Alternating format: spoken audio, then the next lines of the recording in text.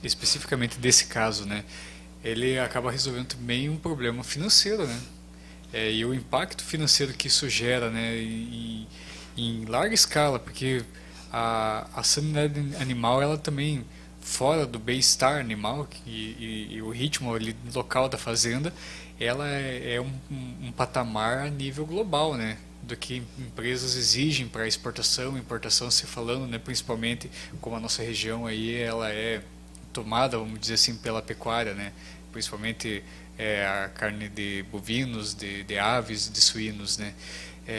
E eu gostaria também dessa tua fala quanto ao impacto comercial, né? Que você em curto tempo também você provoca do produtor estar parando de perder dinheiro, né? Exatamente. Então, quando a gente fala em saúde animal, nós falamos diretamente da saúde do rebanho, da relação da saúde do rebanho com o produtor, né? Então, a saúde de quem está trabalhando ali, dessa carne que vai ser comercializada e dos impactos econômicos que são gerados. Então, se a gente pensa assim, a nível micro, bem pequeno, já temos um impacto muito grande dentro da propriedade. Imagina um produtor que ele está com um problema sanitário, que ele não consegue identificar o que é.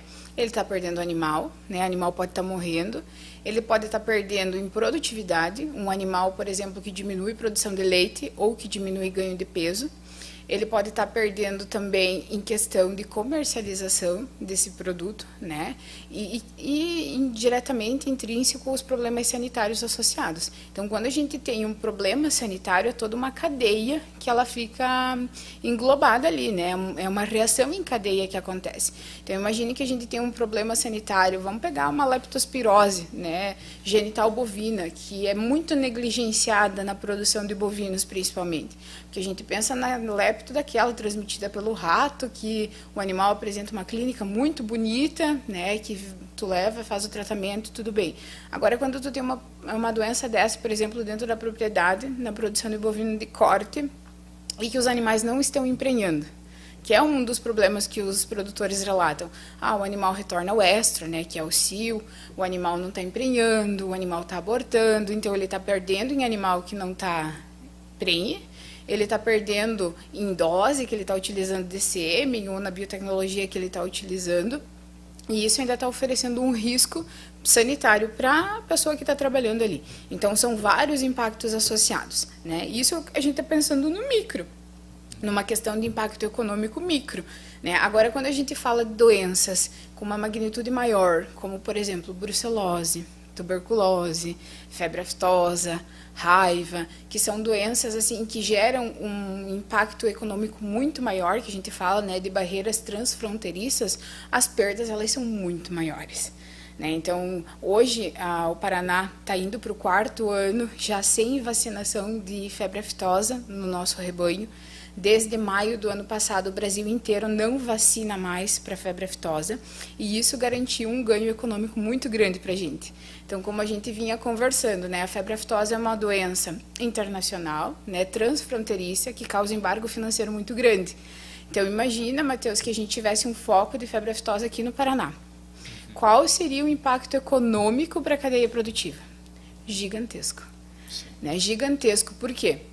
Porque ela é uma doença que, aos olhos dos nossos compradores, o status sanitário do Paraná está abalado.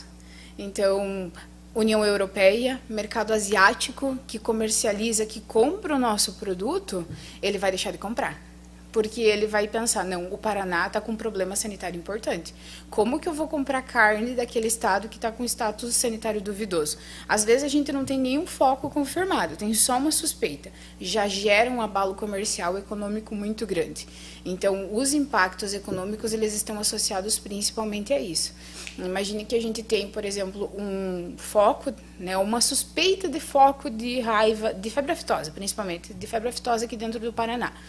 Isso vai gerar especulações a nível mundial e todo o mercado externo vai... Primeira coisa que ele vai fazer, ele vai parar de comprar carne brasileira. Não só do estado do Paraná, vai começar a parar de comprar carne brasileira. E aí não vai ser só a carne de bovino, por exemplo.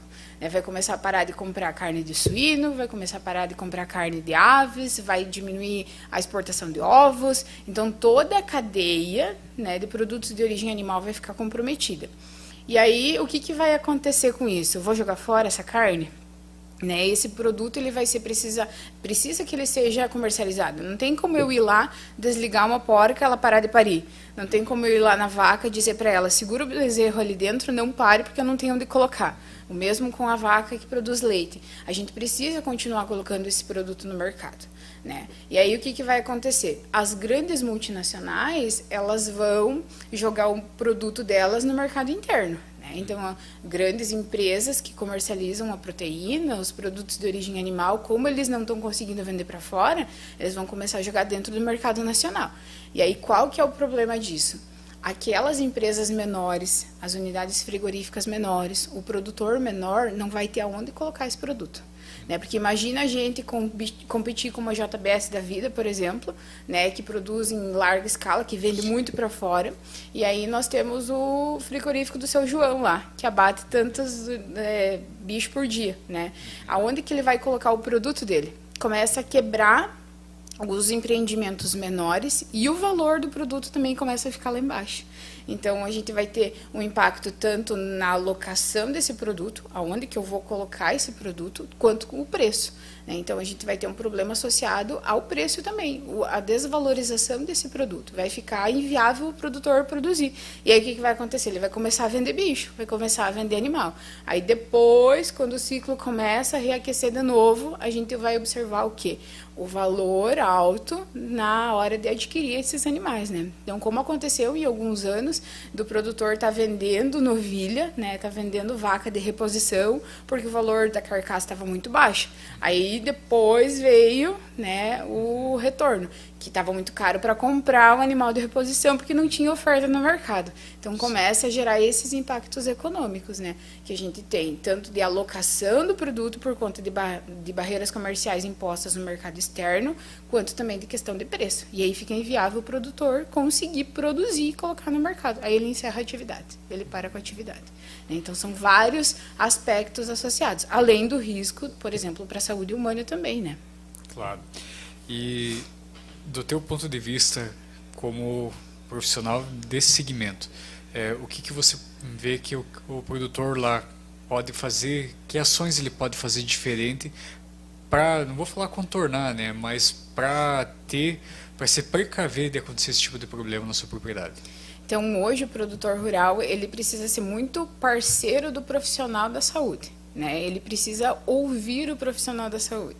Então, a gente fala que, às vezes, ele tem muito receio das questões de legislação, de obrigações, né? Porque parece que tudo que é algo que é imposto é ruim para a gente, né? Então, o produtor, às vezes, ele tem essa visão, né? Quando a gente fala de problemas sanitários, principalmente associados ao quê? Vacinação dos animais, né? Então, se a gente está falando de doença que tem como prevenir, vamos prevenir, né? Então, uma brucelose, por exemplo, dá para vacinar os animais. Então, vamos vacinar os animais. Tuberculose eu não tenho vacina, mas eu posso testar os animais. Então, um dos pontos chaves é o quê? Imunização do rebanho. Então, hoje nós temos vários protocolos sanitários para as diferentes doenças que acometem os rebanhos, né? Pensando principalmente aí em brucelose, a gente consegue vacinar, testar os animais, comprar animais de procedência. Então, comprar um animal que ele é confiável, que ele tem teste, que ele veio de uma propriedade certificada, que ele tem uma origem de procedência, né? Então, isso é muito importante.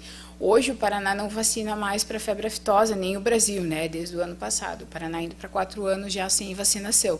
Mas quando o período vacinal ainda era necessário, se fazia muito necessário fazer a vacinação. E o que a gente às vezes via? O produtor comprava a dose, né? Porque o que comprovava a vacinação? A nota fiscal de compra, né? Então, o produtor, às vezes, ele comprava a dose para fazer a vacinação, ele jogava o produto fora e ele não vacinava.